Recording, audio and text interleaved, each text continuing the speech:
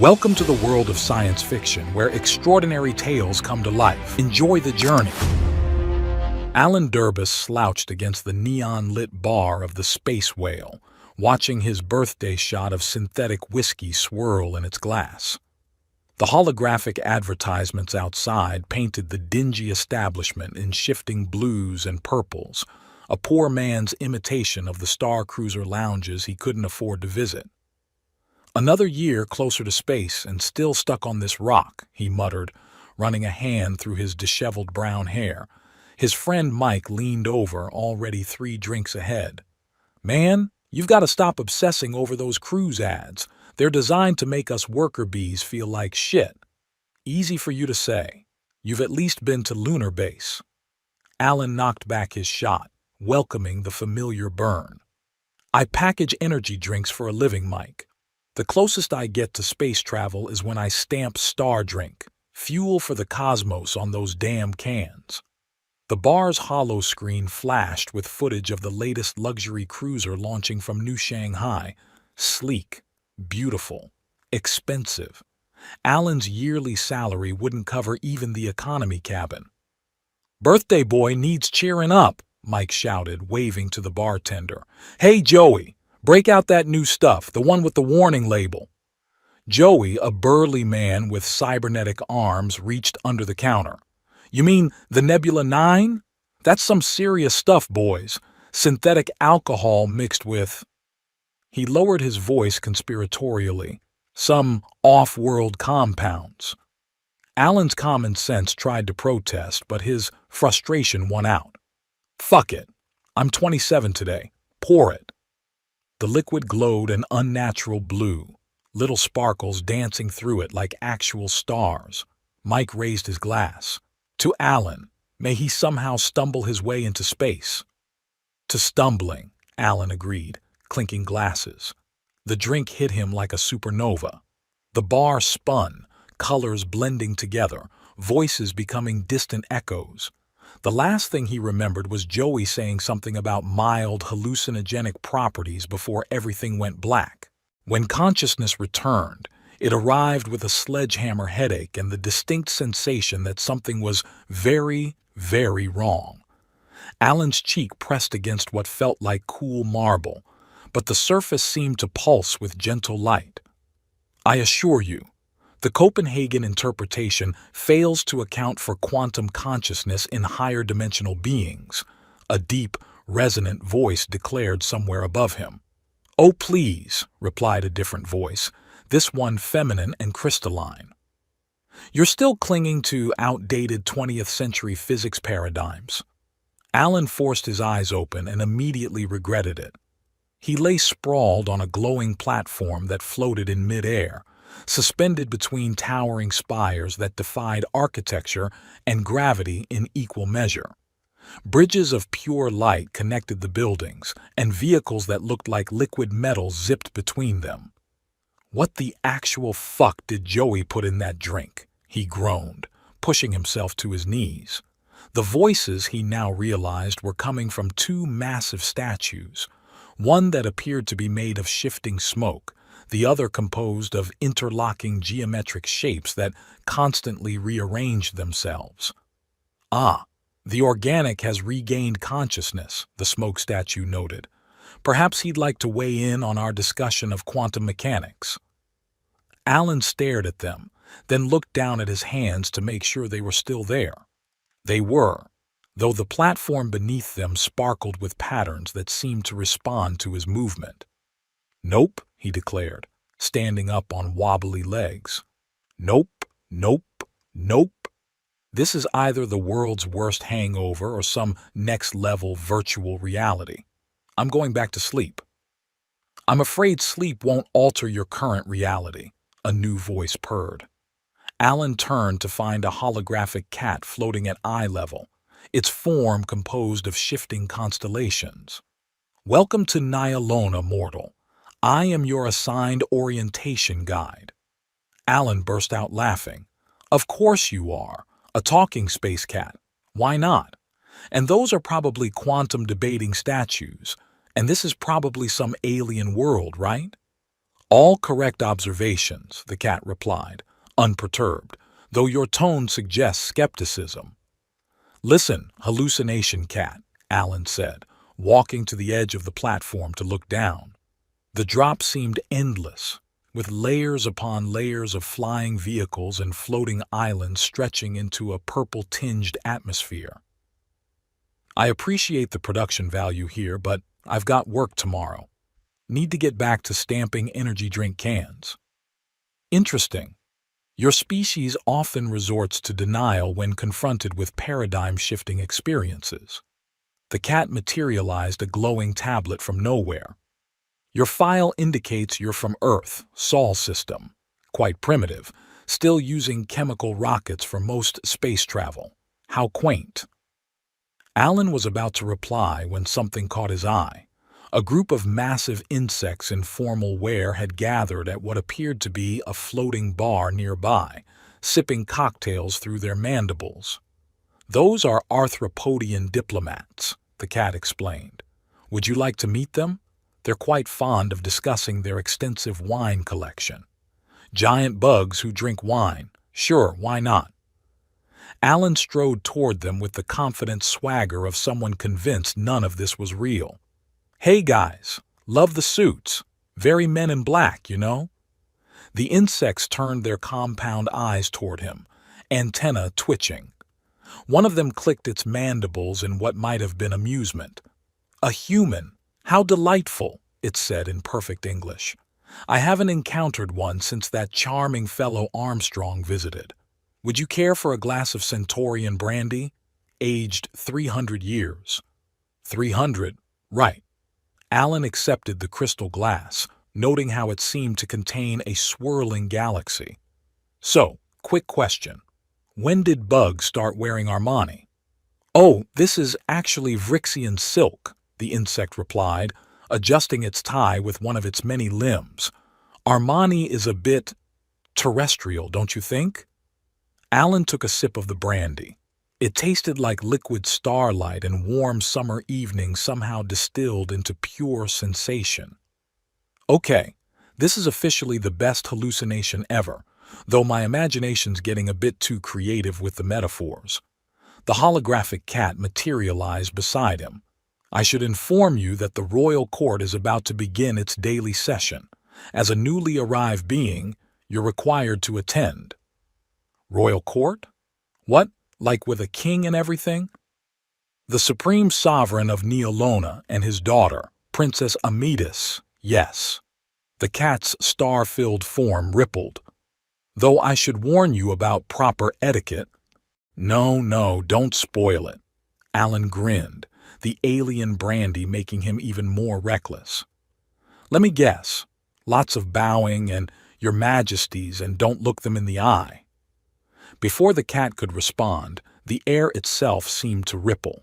The floating platform they stood on began moving of its own accord, joining a stream of other platforms all flowing toward what looked like a massive crystalline structure suspended in the sky.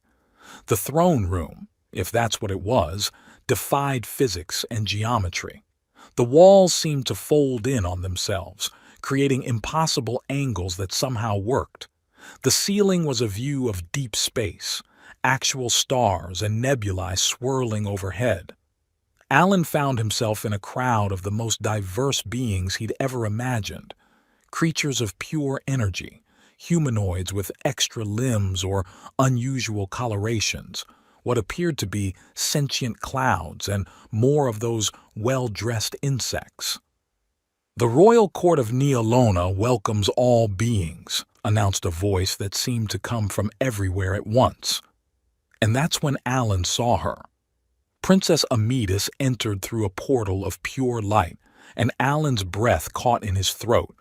Her skin was a deep, rich purple that seemed to shimmer with its own inner radiance.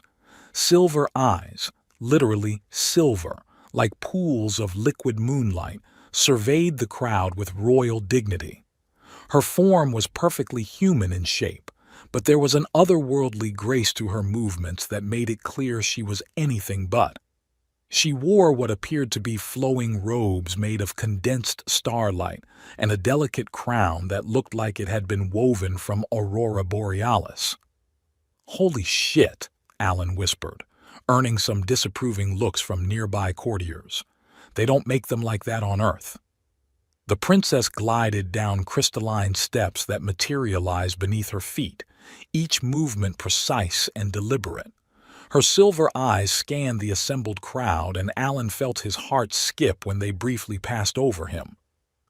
"The princess will now hear petitions from visiting dignitaries," announced the holographic cat, who had somehow become more formal-looking, its stellar form now wearing what appeared to be a miniature ceremonial robe.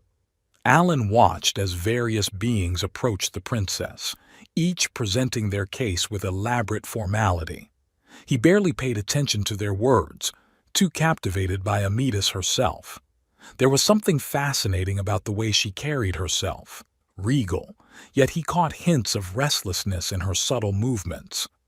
"This is definitely the best part of this trip," he mumbled to himself, taking another sip of the cosmic brandy. The design team really outdid themselves on her character model, a nearby energy being turned its luminous form toward him. "Excuse me." "Oh, Alan gestured vaguely, the brandy making him even more loose-tongued. "This whole VR experience, or whatever it is, the princess especially, the whole perfect alien beauty thing is a bit on the nose, but it works. Great animation. The energy being pulsed with what might have been alarm. Sir, I don't think you should—" But Alan was already moving forward, the combination of alien alcohol and absolute certainty that none of this was real eliminating any sense of caution. He walked right up to the base of the crystalline steps, ignoring the gasps and murmurs from the crowd. Princess Amytis turned those silver eyes on him, one elegant eyebrow raised. "You approach without being called, Earthling." Her voice was musical, with an accent he couldn't place, probably because his brain was making it up, he figured. "Yeah, sorry about that. Just wanted to say, really impressive work on your whole—" He gestured at her generally. "Thing. The purple skin? Genius touch. And the eyes? Perfect alien princess vibe. Though maybe a bit over the top with the whole living starlight dress." The throne room went dead silent. The kind of silence that, had Alan been thinking clearly, should have warned him to stop talking immediately. But he didn't. "Don't get me wrong," he continued, grinning up at her. "It's great character design. Very space royalty meets supermodel. Though you might want to tone down the whole aura of importance thing." He pointed at her face. "You've got a little something there. Oh wait, that's just your regal glow." The princess's perfect features went completely still.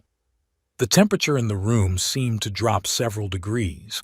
Even the stars in the ceiling appeared to dim. "You dare," she said, each word precise as a knife, "to mock the royal house of Nyalona." Alan's grin widened. "See, that's exactly what I mean. Perfect delivery, very offended royalty. Do you have dialogue options, or is this all scripted?" The holographic cat appeared beside him, practically vibrating with distress. "Sir, I really must insist." Silence. The command came from everywhere at once, and the very air seemed to crystallize. A new figure had appeared at the top of the steps, a massive being with deep purple skin several shades darker than Amytis's, wearing armor that appeared to be forged from collapsed stars. "Oh wow," Alan said, still entirely missing the gravity of the situation. "You must be the final boss. I am Zarnak, supreme sovereign of Nyalona." The figure's voice resonated through Alan's bones. "And you have just gravely insulted my daughter." Something about the way he said it finally started to penetrate Alan's alcohol and denial-addled brain. He looked around, noting the horrified expressions on every face, those that had faces. The guards with weapons that definitely looked real and lethal, and the absolutely frigid look Princess Amitis was giving him. "Wait," he said, as the first trickle of doubt crept in. This, this isn't a simulation, is it?" "No," Amitis said coldly. "It is not. And you're actually a princess?" "I am. And I just made fun of your everything in front of your entire court?" "You did." Alan swallowed hard, suddenly very aware of how many weapons were now pointed in his direction. "I don't suppose saying my bad would help here." King Zarnak's eyes blazed like supernovas.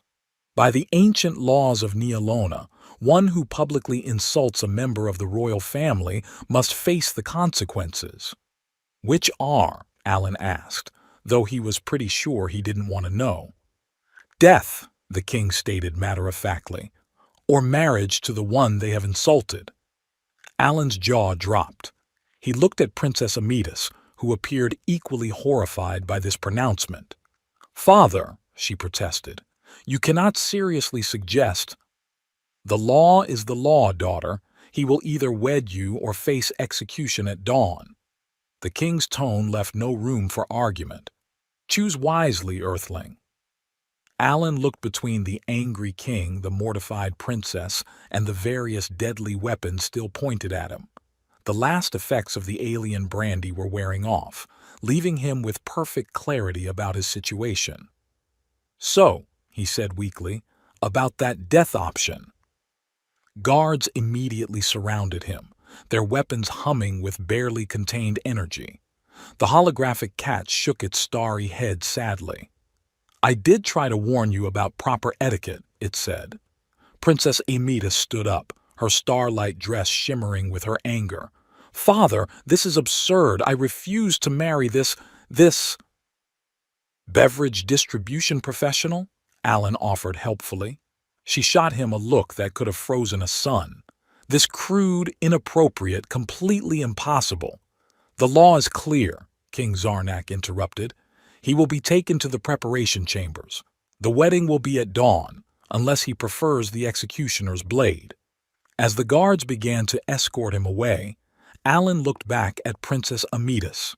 Despite her anger, there was something else in those silver eyes, a hint of the same restlessness he'd noticed before, maybe even a flicker of reluctant curiosity. "For what it's worth," he called out to her, "you really are the most beautiful alien princess I've ever insulted." One of the guards jabbed him with something that felt like an electric shock. As they led him away, he could have sworn he saw the princess's perfect lips twitch slightly, fighting back the ghost of a smile. "Well," Alan muttered to himself as they marched him through corridors of impossible architecture, "at least it's not another boring birthday." The preparation chamber turned out to be a luxurious prison cell with views of the floating city through force field windows. Alan paced the crystalline floor, his reflection fragmented in the geometric walls. "Okay, think," he muttered. "You're either getting married to an alien princess or executed. No pressure." The holographic cat materialized on a floating cushion. "I've been assigned to explain the marriage protocols." "How about explaining the escape protocols instead?" Alan pressed his hand against the force field window. It hummed with energy. "I wouldn't recommend—" The cat started, but Alan was already moving. He grabbed a decorative piece of furniture and hurled it at the window. The force field absorbed it, transformed it into pure energy, and shot it back at him. Alan barely ducked in time. "As I was saying," the cat continued unperturbed, "escape attempts are thoroughly discouraged." Alan slumped onto a hovering chair. "Look, there has to be some way out of this. Can't I just apologize? Write a formal letter? Do community service?" "The laws of Neolona are absolute, though—" The cat's stellar form twinkled with what might have been amusement. "You could try talking to the princess herself." "Great idea. Where is she?" "Behind you." Alan spun around. Princess Amitis stood in the doorway, her starlight dress replaced by what appeared to be a practical jumpsuit made of some iridescent material. It did nothing to diminish her beauty. "Leave us," she commanded the cat, who vanished with a knowing flicker. Alan cleared his throat. "Your Highness, I can explain—" Silence. She strode into the room, silver eyes blazing. "Do you have any idea what you've done? Made an incredibly poor judgment call while under the influence of alien alcohol? You've triggered an ancient law that cannot be undone. My father's hands are tied. The entire court witnessed your insult." She ran a hand through her midnight purple hair in frustration. "Do you understand what that means? That I should probably start writing my wedding vows?" For a moment he thought she might strike him. Instead, her lips twitched. "You're still making jokes?"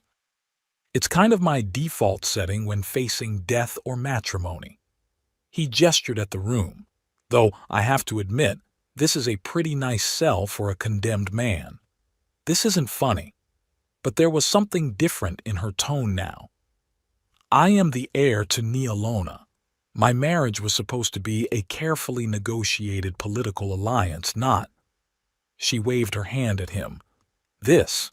Hey, I'm not exactly thrilled about being forced to marry someone I just met either, even if she is the most gorgeous alien I've ever seen."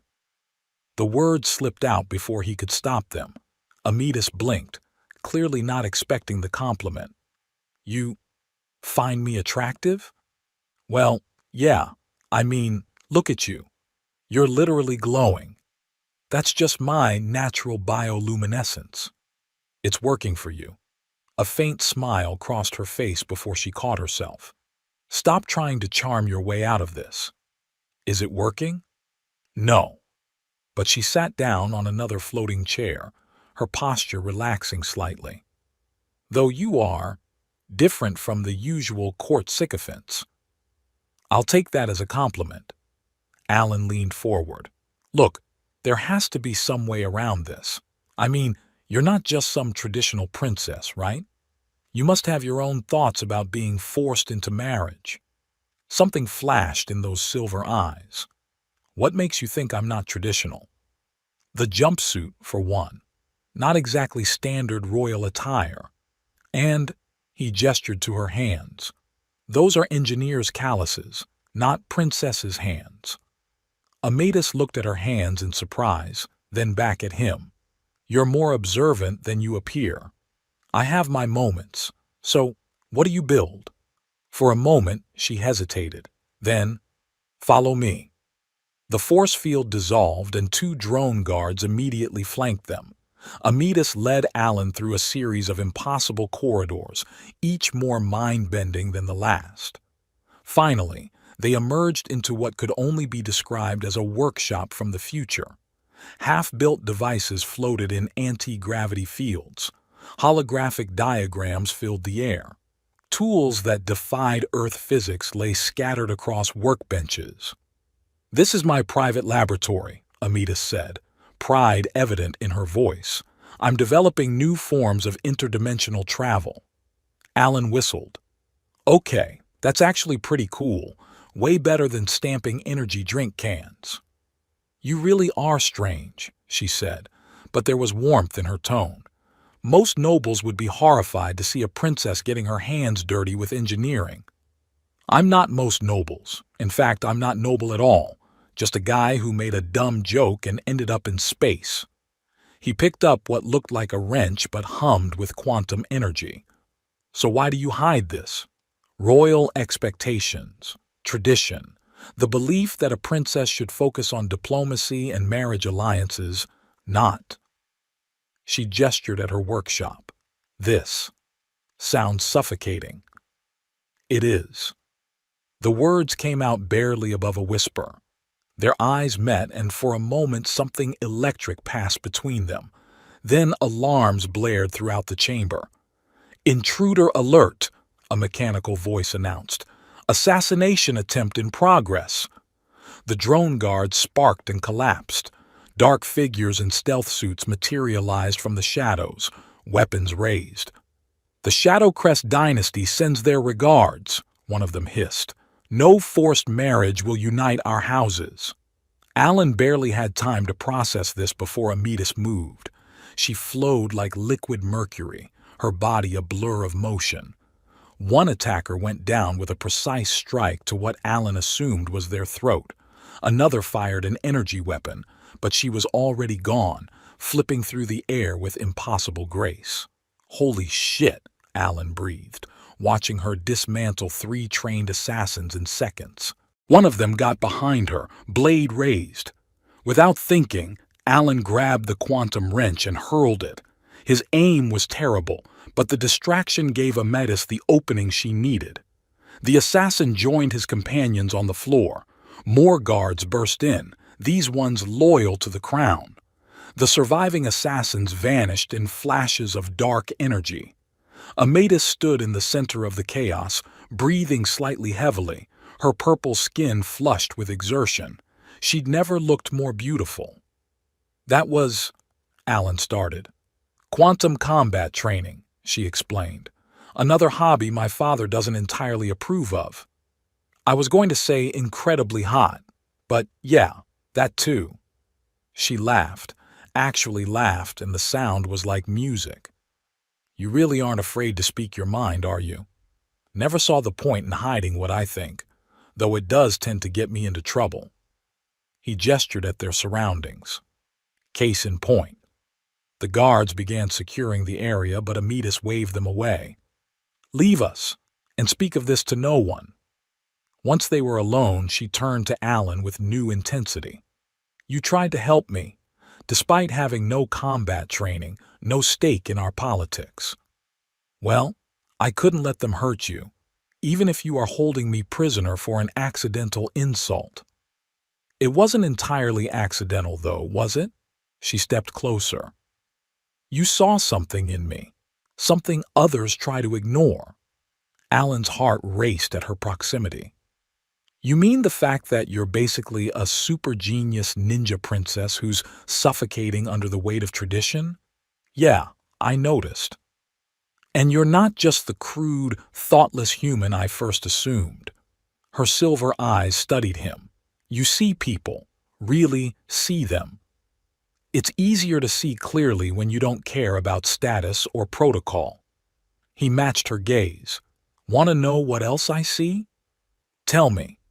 "Someone who's as trapped as I am, just in a different kind of cell." Silence fell between them, heavy with possibility.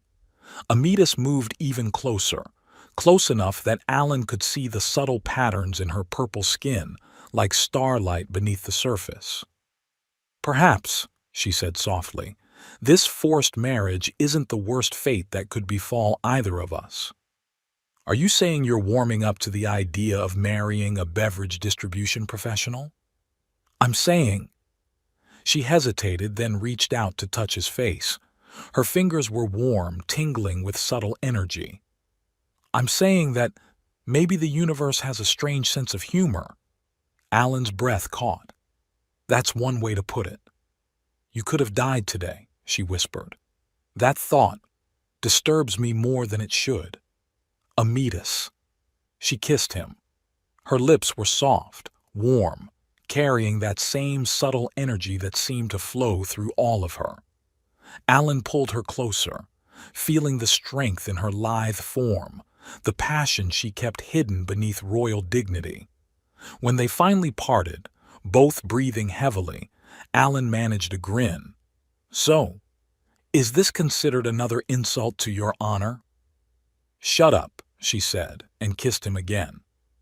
Later, much later, they lay tangled in sheets that seemed woven from actual moonlight in her private chambers. The stars wheeled overhead through the transparent ceiling, and distant ships drifted like dreams through the purple sky. "You know," Alan said, tracing patterns on her luminescent skin, "this isn't how I expected my birthday to end."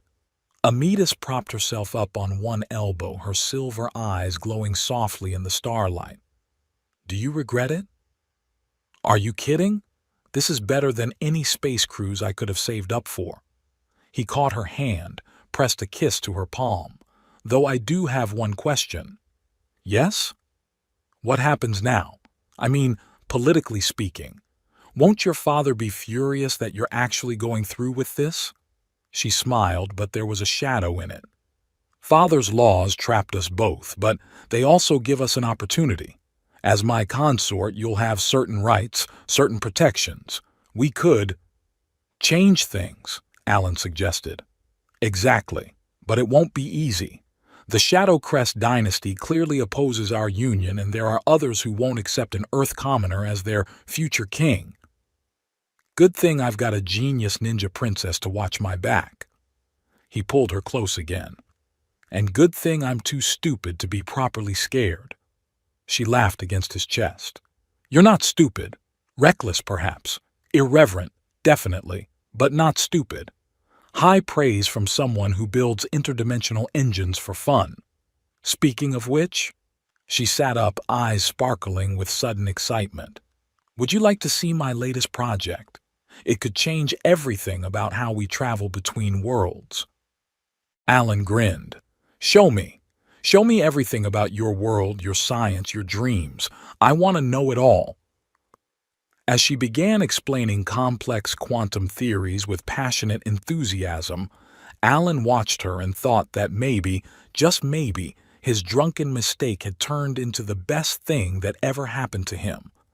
Though he really should send Joey a thank you note for that Nebula 9 drink. Alan's communicator buzzed, the sound jarring in the ethereal quiet of Amidas's chambers. A familiar holographic face materialized. Mike, looking simultaneously hungover and panicked. Dude, where the hell are you? Are you okay? Please tell me you're okay. Alan glanced at Amidas, who was still asleep, her purple skin glowing softly in the starlight. Mike? How are you calling me across? Wait, what happened last night? You mean you don't remember? Oh man, this is bad. This is so bad. Well, I'm currently on an alien planet, engaged to a princess and nearly got assassinated. So yeah, fill me in on how we got here. Mike's hologram rubbed its temples. Okay, let me start from the beginning. 24 hours earlier, Earth. The space whale pulsed with synthetic bass, its hollow screen showing the latest zero-gravity sports matches. Alan's birthday celebration was in full swing, the Nebula 9 having kicked in about an hour ago. To Alan, Mike raised another glass, the man who won't shut up about space cruises. You guys don't understand, Alan slurred, pointing at a passing advertisement. That could be me up there, living the dream, floating among the stars. We know, buddy, we know. Mike patted his shoulder, then froze. Holy shit. Is that... A massive figure slouched at the bar, clearly alien with crystalline skin and multiple arms, all of them clutching drinks. Tourist, someone whispered. Cruise passenger. They sometimes stop here for the local color. Alan's eyes lit up. He stumbled toward the bar, ignoring his friend's attempts to stop him.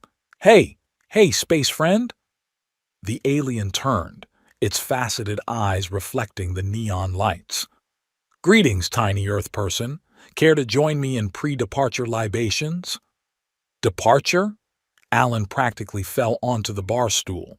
You're going on a cruise? Indeed. My vessel departs in... The alien checked multiple watches on multiple wrists. Oh my. Very soon. But first, drinks. Mike watched in horror as Alan and the alien began an impromptu drinking contest. Shot after shot of increasingly exotic substances disappeared into both human and alien gullets. Alan was saying, head on the bar. I just want to see the stars, you know? Stars are overrated, the alien hiccuped. Mostly hydrogen and helium, boring elements. Hey, Mike suddenly said, a terrible idea forming through his own alcoholic haze. Hey guys, isn't it his birthday? The alien's crystal face lit up. Birthday, we must celebrate. More drinks. No, Mike grinned. I have a better idea. What happened next came back to Mike in fragmented, alcohol-blurred memories. The alien, thoroughly intoxicated, fumbling with its cruise passport. Mike's careful sleight of hand, swapping the documents while pretending to admire them. Alan, practically unconscious, being half-carried through the spaceport's service entrance by his equally drunk friends. "He's just tired," they told the bored security guard. "Pre-approved passenger. See? Documents right here." The crystalline alien had passed out at the bar, all of its arms wrapped around empty glasses. By the time it woke up, the cruise ship would be long gone. "Best birthday present ever," Mike had declared as they strapped Alan into a luxury cabin pod. "He's gonna thank us. Probably." The stewardess, a stunning blue-skinned woman with 4 arms, had merely raised an eyebrow at their obviously dubious story but decided it wasn't worth the trouble. "Just make sure he's off at the first stop," she'd said. "I don't want any problems." Present time. "So you're telling me," Alan interrupted Mike's confession, "that you guys stole a cruise ticket from a drunk alien and smuggled me onto a spaceship?" In our defense, we were really, really drunk. Mike's hologram looked sheepish. "But hey, you always wanted to go to space. Though, why are you talking about princesses and assassins?" Alan glanced at Amidus, who had woken up and was listening with growing amusement. "Let's just say the first stop was more interesting than expected." "Alan," she said, trying to suppress a laugh, "are you telling me that your presence here, the event that triggered an ancient law, nearly caused an interplanetary incident and led to multiple assassination attempts, was all because your friends committed felony spacecraft theft?" "Apparently so." He couldn't help grinning. "Still want to marry me?" "Wait, marry?" Mike's hologram practically exploded. "What the hell happened after we put you on that ship?" "The stewardess dumped my unconscious body at the first port, which happened to be a quantum palace where I proceeded to accidentally insult the most beautiful princess in the galaxy." Alan pulled Amidus closer. "Best mistake I ever made." Mike's jaw dropped as he finally noticed Amidus. "Holy, you're actually serious. She's real. You're... Oh God, we're all going to jail, aren't we?" "Actually," Amidus said, her silver eyes twinkling, "I believe I have a better idea." The throne room buzzed with anticipation. Word had spread quickly about the upcoming challenge. The Earthman would attempt to make the notoriously serious Neolonan court laugh. Success meant freedom. Failure meant either marriage or death. Alan stood before King Zarnak's crystalline throne, acutely aware of the hundreds of alien eyes fixed upon him. Amidus sat beside her father, trying to maintain a neutral expression despite the sparkle in her silver eyes. "You propose a contest of wit?" Zarnak's voice boomed through the chamber. "You believe you can make our ancient court laugh?" "Well," Alan straightened his borrowed ceremonial robes, "I did manage to turn your daughter's attempted murder into a romantic evening, so I'd say I have a shot." A few shocked gasps rippled through the crowd. Amidus coughed to hide a smile. "Very well," Zarnak leaned forward. "Proceed. But be warned, humor on Neolona is a sacred art. Our jesters train for centuries." "Centuries? No pressure then." Alan turned to address the assembled court. "So, funny story about how I got here. Turns out my friends have a unique approach to birthday gifts." He launched into the tale of his inadvertent space journey, embellishing the details just enough to highlight the absurdity. The arthropodian diplomats clicked their mandibles in growing amusement as he described their wine-tasting session. And there I was, absolutely convinced I was hallucinating. I mean, giant bugs drinking thousand-year-old space wine? Clearly I was still drunk, though I have to say, he nodded to the insects, your taste in suits is impeccable. Very Men in Black. That's a classic Earth film about stylish aliens, by the way. though our aliens usually have fewer legs and worse fashion sense.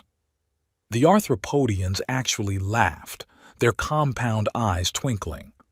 Encouraged, Alan continued, weaving together observations about Nyalonan culture with self-deprecating Earth references. He mimicked the quantum statue's philosophical debate, adding his own comedic interpretation of multidimensional physics.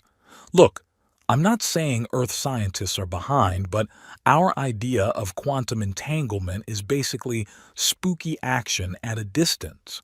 Your statues would have an aneurysm trying to explain string theory to us. Though I guess statues can't actually have aneurysms, can they? He caught Amidas's eye and grinned. But the biggest culture shock? Finding out your princess is basically Tony Stark meets Black Widow, a genius engineer who can kick ass in heels. On Earth, our princesses traditionally just sing to animals and wait to be rescued. Though to be fair, none of them glow in the dark, which is a serious oversight on our part. More laughter rippled through the court. Even King Zarnak's stern expression was cracking. Alan pressed his advantage, describing his attempts to escape what he thought was a hallucination. In my defense, when you wake up in a floating palace with a holographic cat giving you etiquette lessons, your first instinct isn't, "Ah yes, this is definitely real." Though I have to say, he gestured to the cat who had materialized nearby, "you're much better at your job than Earth cats. Ours just knock things off tables and judge us silently." The cat's stellar form sparkled with what might have been pride. But the real moment of truth, Alan turned back to Amidas, was watching this amazing woman take down 3 assassins while I contributed by throwing a wrench. Not my proudest moment, but hey, I'm a beverage distribution professional, not a quantum warrior. The laughter was building now, rolling through the court like waves. Even the royal guards were struggling to maintain their composure. And that's when I realized something. Alan's voice softened, though his humor remained. Sometimes the universe has a weird sense of humor. Sometimes you have to get drunk, steal a cruise ticket, and crash land on an alien planet to find exactly where you're supposed to be. He faced King Zarnak directly. So yes, I insulted your daughter. Yes, I broke pretty much every protocol in the book. And yes, I probably deserved execution for that crack about her aura of importance. But here's the thing. In doing so, I got to see who she really is. Not just the princess, but the brilliant, fierce, incredible woman behind the title. Amadis's silver eyes widened as Alan dropped to one knee. So here's my proposal, Your Majesty. You offered me a choice between marriage or death, but I choose something else entirely. I choose to ask for your daughter's hand, not because of some ancient law, but because these past crazy days have shown me that she's the most remarkable person I've ever met. And if she'll have me, I want to spend the rest of my life making her laugh, supporting her dreams, and probably getting rescued from assassins. The throne room fell silent. King Zarnak rose from his throne, his expression unreadable. "You have made our court laugh," he declared. "As promised, you are free to go." "Thank you, Your Majesty, but I'm not finished." Alan turned to Amidas. Princess Amidas of Nyalona, genius engineer, quantum warrior, and the woman who somehow found something worthwhile in a guy who packages energy drinks. Will you marry me? Not because you have to, but because you want to. Amidas stood, her purple skin glowing brighter than ever. You realize this means you'll have to learn quantum mechanics. I'm willing to risk the headache. She laughed, the sound like music. Yes, you impossible Earthman. Yes. The court erupted in cheers. King Zarnak's stern facade finally cracked into a genuine smile. Perhaps, he boomed, the ancient laws knew what they were doing after all. Epilogue. 1 year later. The wedding video went viral across 17 galaxies. Earth's social media couldn't quite handle the concept that their first major interstellar marriage came about because of drunk ticket theft and bad jokes. Mike and the others were pardoned for their crime, though the crystalline alien they'd robbed was given a lifetime of free cruises as compensation. It still maintains that the whole thing was worth it for the story. Alan and Amita split their time between Earth and Neolona, bridging their cultures with humor and love. She revolutionized Earth's space program with her quantum drive technology. He introduced the concept of stand-up comedy to the Nyalonan court. "Ready for your flying lesson?" Amita asked, standing at the controls of their personal quantum ship. Alan grinned, pulling her close. "As long as there are no assassins this time." "No promises." She kissed him. "Though I have to admit, you handle them pretty well for a beverage distribution professional." "Former beverage distribution professional," he corrected. "I'm a quantum prince now, remember? You're impossible is what you are. That's why you love me." Their laughter echoed through the ship as they soared among the stars, proof that sometimes the best things in life come from one really weird night at a bar. Dear reader, if you're wondering whether this story was inspired by The Hitchhiker's Guide to the Galaxy, Star Wars, that one episode of The Twilight Zone where William Shatner sees something on the wing, and possibly one too many viewings of Princess Bride, you're absolutely right. But hey, Douglas Adams taught us that the answer is always 42, and sometimes the best adventures start with a drink at a questionable establishment. Like Alan, I've always believed that the universe has a peculiar sense of humor. How else do you explain the fact that we live in a world where cats rule the internet, we carry supercomputers in our pockets, and yet we still can't decide whether Pluto is a planet? So the next time you're sitting in a bar, contemplating your life choices and sipping something that might or might not be legally approved for human consumption, remember, somewhere out there, a purple princess could be working on quantum engines, a holographic cat might be judging your etiquette, and your friends could be one bad decision away from accidentally launching your career in interstellar diplomacy. Just maybe skip the Nebula 9. That stuff's no joke. Cheers. The author. P.S. If any alien royalty is reading this, I am available for court jester positions. My quantum mechanics are rusty, but I make excellent Earth jokes.